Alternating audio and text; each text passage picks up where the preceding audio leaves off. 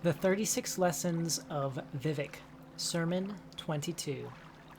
Then Vivec left the first whirling school and went back to the space that was not a space.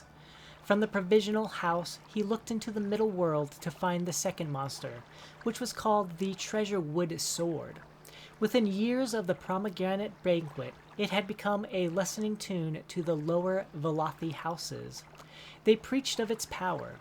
The treasure wood sword, splinter scintilla of the high and glorious, he who wields it becomes self-known.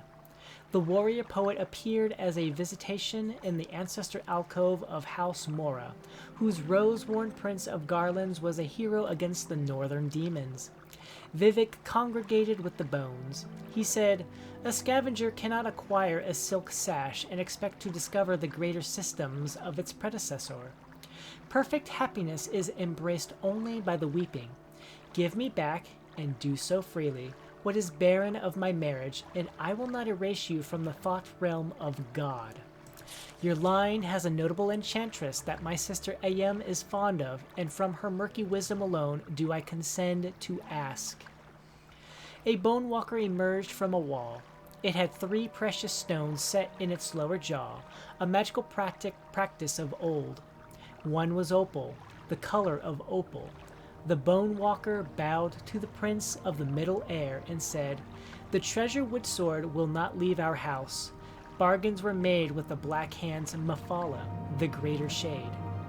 Vivec kissed the first precious stone and said, "Animal picture, rude walker, go back to the lamp that stays lit in water and store no more messages of useless noise. Down." He kissed the second precious stone and said, "Proud residue, soon dispersed, serve no guarantees made in my fore-image, and demand nothing of its underskin. I am master evermore. Down." He kissed the opal and said, "Down I take thee." And then Vivec withdrew into the hidden places and found the darkest mothers of the Morag Tong, taking them all to wife and filling them with undusted loyalty that tasted of summer salt. They became as black queens, screaming live with 100 murderous sons, 1,000 murderous arms, and 100,000 murderous hands, one vast moving event of thrusting kill laughter in alleys, palaces, workshops, cities, and secret halls.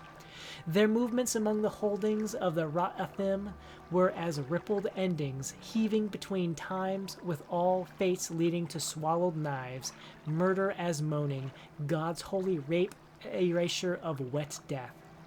The king of assassins presented to Vivec the treasure wood sword. "Milord," the king of assassins said, "the prince of House Mora is now fond of you, as well. I placed him in the corner of Dagon. His eyes I set into fire prayer for the wicked. His mouth I stuffed with birds." The ending of the words is Alm Sivi.